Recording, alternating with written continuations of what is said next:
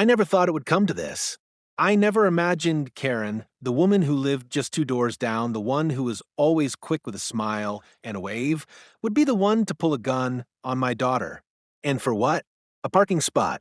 It sounds crazy, right? But that's exactly what happened. It was supposed to be a normal day. My daughter, who's disabled, had just finished running some errands with me, and we were heading home. She was excited, as she always was when we got back to the house, her little sanctuary. But when we pulled into the driveway, I noticed something. Someone had parked in our spot, the one that's been ours for years. It wasn't just any parking spot, it was the one closest to the house, the one my daughter needs to get in and out of the car with ease. I didn't think much of it at first. People park there all the time, not really thinking about how it might affect others. But then Karen, who I hadn't realized was the one driving the car, pulled up behind us. Her eyes were narrowed, her face flushed with irritation. I didn't know it then, but that was the moment the tension that had been building for months was about to erupt. What started as a simple exchange of words, "That's our spot, Karen," turned into something unthinkable. Her voice was shaking with anger as she stepped out of the car, but when I saw the glint of something cold in her hand, I froze. It wasn't a parking dispute anymore. It was something far more dangerous. And then she raised the gun. My daughter, Lily, has always been my rock. Born with cerebral palsy, she faces challenges that most people can't imagine, but she never complains. She's learned to navigate the world in her own way, and the one place where she truly feels a sense of independence is at home.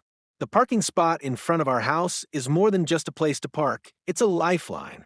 It's the closest spot to the door, the one that allows Lily to get in and out of the car with ease. As her primary caregiver, I've made sure that everything in our home accommodates her needs, from ramps to the layout of the furniture, and even the simple convenience of a parking spot that gives her the freedom she deserves. We've lived in this suburban neighborhood for a few years now, and for the most part, everything had been peaceful. Our neighbors were friendly, the kind of people you'd wave to when you saw them, and the kind of community where the biggest issues were who was cutting their lawn the fastest. But under the surface, there were small tensions. The kind of quiet rivalry that can exist when everyone's trying to maintain their perfect neighborhood. People seemed to compete over who had the best lawn, the nicest house, the most perfect life. It wasn't overt, but it was there.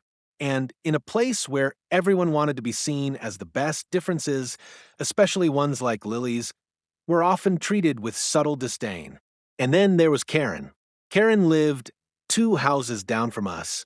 On the surface, she seemed to be just another neighbor, polite, friendly enough, but there was something about her that always made me uneasy. Maybe it was the way she'd stare at Lily when we were outside, as if judging her every move. Or maybe it was the little comments she would make, thinly veiled as concerns, about how inconvenient it must be for us to live in such a busy neighborhood. But the tension truly started when Karen's attitude toward our parking space began to shift. At first, it was small things, a comment here and there about how we should park more efficiently so others could get in and out more easily. And admittedly, I thought I was being sensitive. After all, parking can be a touchy subject in any community. But then one day, I came home to find Karen's car in our spot. Not just once, but a few times in a row. At first, I thought it was an honest mistake. But when I approached her, she brushed it off with a dismissive laugh. "Oh, I just needed a closer spot," she said, waving it off like it was no big deal. I didn't want to escalate things, but I couldn't ignore it anymore. The spot wasn't just for us. It was something that helped make life a little easier for Lily. And yet, Karen continued to park there. Her excuses were always the same.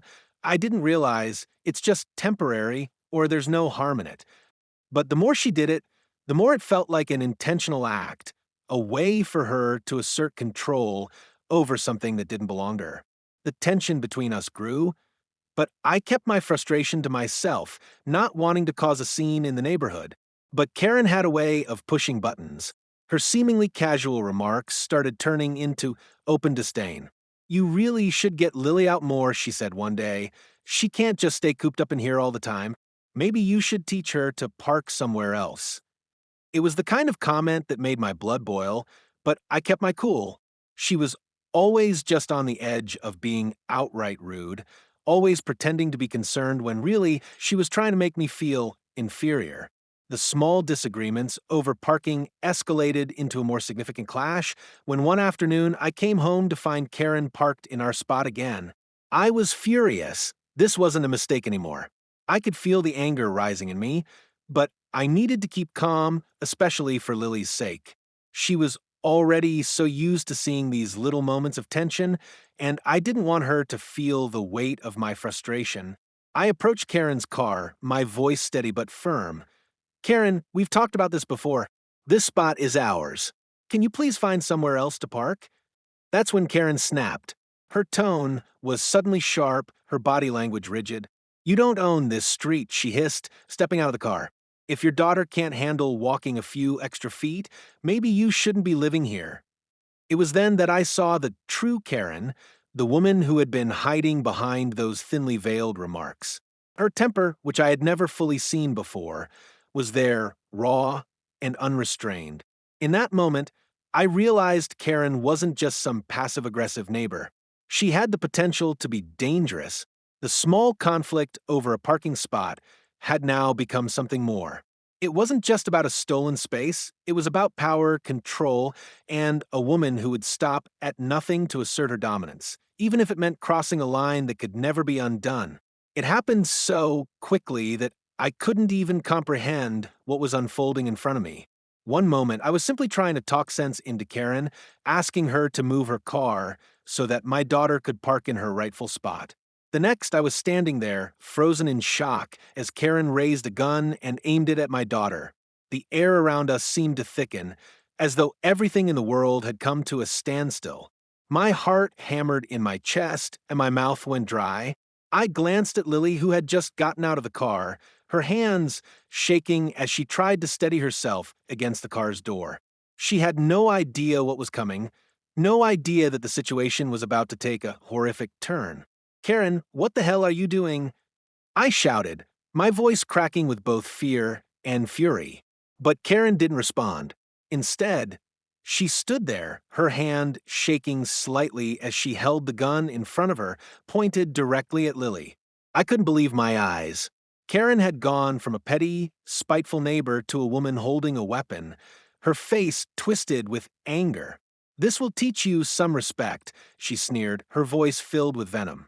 I don't know if it was the shock or the adrenaline, but for a moment I couldn't move. I stood rooted to the spot, my mind racing, trying to process what was happening. Karen had crossed every line I had ever imagined. What had started as a small neighborhood conflict over something as trivial as a parking space had spiraled into an attempt on my daughter's life. Karen, don't do this. I yelled, my body finally reacting. I stepped forward, instinctively moving between Karen and Lily, trying to protect her. Put the gun down. This is insane. But Karen's eyes were wild, her breath quick and erratic. It was clear she wasn't listening to reason. She was beyond that. She was consumed with rage, fixated on her version of justice, which was nothing more than her desire to control everything around her. You think you can just park here in my neighborhood?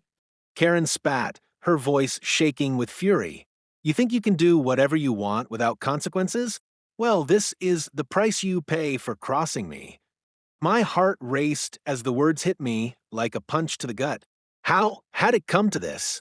How had this simple disagreement about parking escalated into something so catastrophic? Time seemed to stretch out in front of me as Karen's finger tightened on the trigger. My entire body tensed, my thoughts flashing to Lily. I wouldn't let Karen hurt her. The gunshot rang out like a thunderclap, the sound deafening, the shock of it cutting through the air. The world went into slow motion. I saw Lily's face in an instant, her wide, terrified eyes staring back at me as she fell to the ground, her body crumpling beneath her. It was like something out of a nightmare, the scene unfolding in front of me in agonizing detail. Blood. So much blood. It soaked into the pavement beneath her, dark and thick, pooling around her fragile form. She was screaming, but the sound was muffled, almost as if the world was fading away, leaving only the agony of the moment. Lily, I screamed, rushing to her side, my legs barely able to keep up with the panic flooding my body. I knelt beside her, cradling her head in my hands, my heart in my throat as I tried to make sense of what was happening. Lily, baby, stay with me. Please stay with me.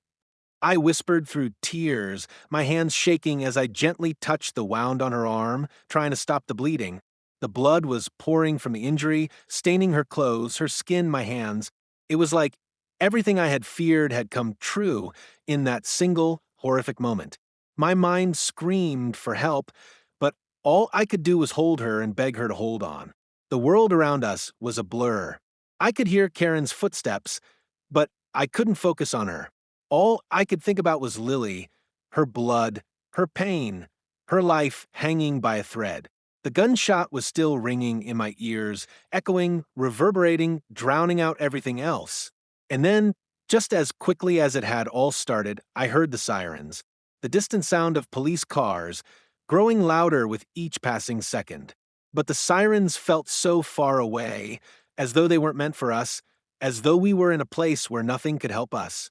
I could barely hear anything over the ringing in my ears, the sound of my own panic as I tried to stop the bleeding, trying desperately to stop the blood from pouring out of her body. Lily, please just hold on. I begged again, my voice barely above a whisper. I could feel her weakening in my arms.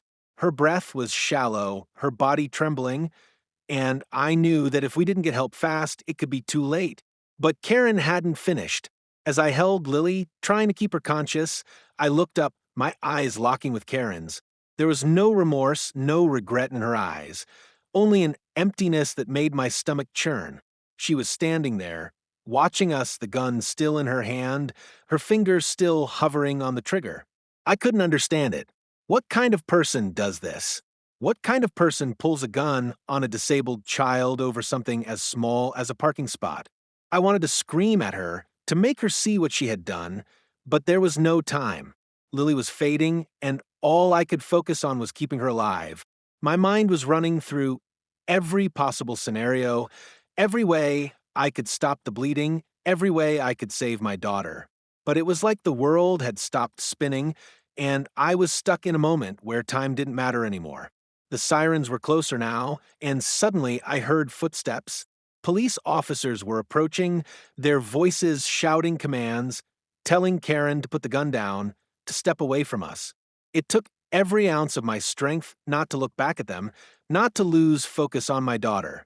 But finally, the chaos around us began to settle. Karen dropped the gun, her hands raised in surrender, but it didn't matter. It was too late. The paramedics arrived moments later, taking over as I was forced to step back, my hands trembling, my knees weak from the shock. I watched as they worked to save my daughter, doing everything they could to stabilize her. And in that moment, I realized that I couldn't even begin to process what had just happened. How had Karen, our neighbor, our supposed friend, gone this far? How had a simple parking spot turned into an act of violence that nearly cost my daughter her life? All I knew for sure was that nothing would ever be the same again. It didn't take long for me to realize that Karen wasn't your average neighbor. At first, she seemed just like any other person on the block, a little too friendly, a little too eager to offer unsolicited advice, but nothing I couldn't handle. However, soon enough, I began to notice things, subtle things that sent a cold shiver down my spine, making me question her true intentions. It started with small comments. It would really help if you moved your car a little closer to the curb, she said one morning as I was backing out of the driveway. Her tone was sweet, but the undercurrent of criticism was undeniable. It's just that I've had a few neighbors complain that the cars here take up too much space. It was a simple observation, and I tried to brush it off. After all, Karen was known for having a particular way of looking out for the neighborhood, even if it came off a bit controlling. But then, the comments started to increase. They weren't just about parking. They extended to the way we kept our yard, how our flowers didn't match the aesthetic of the neighborhood, and even the way Lily played outside. It was always under the guise of concern, but it was clear that Karen didn't like us. She didn't like me, and she didn't like my daughter either. The passive-aggressive comments soon morphed into something more overt. One afternoon, as Lily struggled to get out of the car and onto her mobility scooter, I overheard Karen talking to another neighbor. "It's just too much, isn't it?" she said, her voice full of judgment. "A child who can't even walk without assistance. It's a bit inconvenient for the neighborhood, don't you think?" She didn't know I was standing just behind her, but the words stung nonetheless. It wasn't just about the parking anymore. It was about us, about who we were, and about how we didn't fit into her perfect, controlled version of what a neighbor should be. I confronted her about the comment later that day. Try and stay calm. "Karen, I don't appreciate what you said." I said, my voice steady but firm. "Lily is my daughter, and she deserves to be treated with respect." Karen's response was chillingly cold. "Oh, I didn't mean to offend you," she said with a tight smile. "I just think it's important that everyone fits in, don't you? It's what keeps the neighborhood so pleasant." Her words hung in the air, thick with unspoken disdain. I knew this wasn't just a passing comment. There was a deeper animosity brewing beneath the surface. Over the next few weeks, the tension between us grew. I caught Karen glaring at Lily whenever we were outside. When we took walks around the block, she would stare at us from her porch, her eyes narrow, like she was scrutinizing every move we made. I could feel the weight of her judgment, like a shadow hanging over us. It was unsettling, and what made it worse was that the rest of the neighborhood seemed to turn a blind eye. Some people even started to join in with their own subtle criticisms, following Karen's lead. The once friendly neighborhood was becoming a place where every small imperfection was magnified and criticized. I tried to keep things civil. I didn't want to escalate matters, especially for Lily's sake. I wanted her to feel safe, to feel at home. But Karen's behavior kept pushing me to my breaking point. One evening, she approached me as I was bringing in groceries, her expression steely. "You know, I've been thinking," she said, her voice quiet but firm. "Maybe you should reconsider the way you're raising Lily. It's not good for her to be so dependent on people all the time. She needs to learn how to be more self-sufficient." I was taken aback by the audacity of her words. "You don't get to tell me how to raise my child, Karen," I snapped, trying to keep my cool. "You don't know what it's like to walk in our shoes." She smiled that tight, calculated smile again. "Oh, I know exactly what it's like," she said softly. "And I'm just trying to help. You'd be surprised how much better things could be if you just followed a little structure." It was clear now. Karen wasn't just being critical. She was actively trying to control our lives, telling us how to behave, how to live, how to raise our daughter. And the more I resisted, the more aggressive she became. The tipping point came when we had a neighborhood block party. It was supposed to be a chance for everyone to get together to enjoy each other's company. But when Lily and I arrived, I noticed something strange. Karen was standing near the entrance, speaking to several neighbors in a hushed tone. I couldn't hear the words, but I could tell she was talking about us. As the evening wore on, things started to feel uncomfortable. The once lively conversations at the party were becoming tense. I caught people glancing our way, their faces etched with the same coldness I had seen in Karen's eyes. It wasn't just that we were different, it was that we were being judged, scrutinized, and labeled as outsiders. I decided to take Lily and leave early, not wanting her to feel the weight of the hostility in the air. But as we walked to the car, Karen followed us. "Leaving already?" she asked, her tone dripping with mock sympathy. "You know, you really shouldn't let her play out there for too long. It's not safe. She needs to learn her place in the world." Her words were sharp, like a knife in my back. I turned to her, my patience running thin. "You don't get to decide what's best for my daughter. And you don't get to decide what's best for us, Karen." She stepped closer, her eyes flashing with something darker than I had ever seen. "You'll learn, just like everyone else. You'll learn that this is my neighborhood. I've been here longer than you. And in the end, you'll have to play by my rules." In that moment, I realized the depth of Karen's resentment. It wasn't just about parking or even about Lily's disability, it was about control. She had been trying to control every aspect of our lives, from the smallest interactions to the way we parked our car. And she wasn't going to stop, until she had us where she wanted us. The tension was rising, and I could feel the storm brewing. Karen's anger had reached a boiling point, and I knew that sooner or later it was going to explode. I just didn't know when or how or who would be hurt in the process. The moment I feared was coming, and there was nothing I could do to stop it. The only thing I knew for sure was that Karen was no longer just a neighbor. She was a threat, and whatever happened next, we were going to have to face it together. The moment the gunshot rang out, everything changed. The world around me seemed to slow, and for a split second, I couldn't even comprehend what had just happened. I saw the flash of the gun in Karen's hand, heard the deafening noise as the bullet tore through the air, and then everything went quiet. The sound of Emily's voice, once so vibrant and full of life, was now replaced by nothing but the horrified silence that filled the space between us. It felt like time itself had stopped as I watched Emily collapse to the ground, the force of the bullet knocking her off her feet. My heart pounded in my chest, my breath catching in my throat as I scrambled toward her, desperate to get to her side. The world around me spun in dizzying circles, but I focused solely on my daughter, lying there in a pool of blood. My hands trembled as I reached for her, praying that this was some kind of nightmare, something I could wake up from. But the cold, hard reality of it all slammed into me like a freight train. "Emily, please, baby, stay with me," I shouted, my voice raw with panic as I knelt beside her. She wasn't moving. Her face, once filled with life and laughter, was now pale and slack, her eyes wide in shock. Blood soaked her shirt, and I could feel the warmth of it spreading through my hands as I tried to stop the bleeding. My mind raced. What do I do? What do I do now? I glanced up at Karen, who stood frozen, her hand still gripping the gun. Her face was expressionless, as though she couldn't grasp the magnitude of what had just happened. It was as if she had done this before, like she had crossed this line so many times in her mind that it was no longer real to her.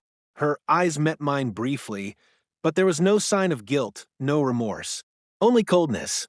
And in that moment, I realized Karen wasn't just angry, she was a danger, someone capable of anything, someone who had finally snapped. The sirens were growing louder, but they felt so distant, like they were a lifetime away. Time seemed to stretch out, and I could hear my own heartbeat thudding in my ears, drowning out everything else. I gently lifted Emily's head, cradling it in my lap, my heart breaking as I looked into her terrified eyes. She tried to speak, but her voice was weak, barely a whisper. "Mom, it hurts. I know. Baby, I know," I whispered, trying to keep my voice steady as I fought to keep my tears in check. "Please, just stay with me. Help is coming. They'll be here soon." But I couldn't shake the fear that was clawing at my chest. The blood continued to flow, and the more I tried to stop it, the more it seemed to pour out of her. Her breathing was shallow, her chest rising and falling in tiny, frantic gasps. I pressed my hands harder against her wound, but it didn't feel like enough. Was she going to make it? The thought tore through me like a knife. "Please don't let her die. Please." I glanced back at Karen, who still hadn't moved. She was standing there, looking at us with an eerie detachment. It was as if she wasn't even aware of the devastation she had caused.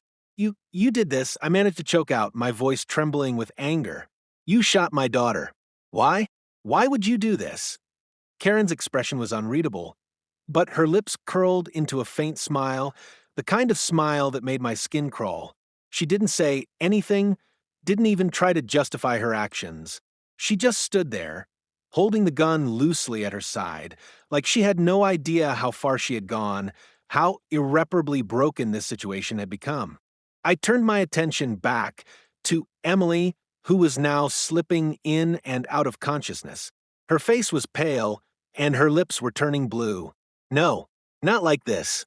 I can't lose her. Stay awake, Lily. Stay with me." I pleaded, my voice cracking. "Please, don't close your eyes. Please don't leave me." She whimpered, trying to nod, but her body was too weak. I could feel the warmth of her blood soaking through my fingers, the reality of what was happening sinking in with every passing second. She was fading. My heart was pounding, my body trembling, but all I could think about was her. The fear and desperation were overwhelming, but I couldn't let her see that. Not now. Not when she needed me the most. And then, just as I thought I might lose her, I heard it, the sound of sirens, now so close that I could practically feel them in my bones. The police had arrived. I glanced up at the driveway, relief flooding through me as the first responders spilled out of their vehicles. But even as I saw them rushing toward us, I couldn't let go of Emily. I couldn't stop holding her, couldn't stop praying that she would survive this. The officers reached us, but their presence didn't immediately calm me. One of them knelt beside me, trying to take control of the situation. "Ma'am, we need to get her to the hospital. We're going to help her. I need you to move aside." I hesitated, my hand still pressed to Emily's wound. "Please, please save her," I whispered, my voice barely audible through my tears. I was too scared to let go, too terrified that if I did, Emily would slip away. But the officer gently pried my hands away, urging me to let them work. I looked down at Emily, feeling the weight of the world in that moment, my heart in pieces. The paramedics quickly took over, setting up IVs, stabilizing her, and getting her onto a stretcher. The scene was chaotic, but through it all, I held on to one thought. She's still breathing. She's still with me.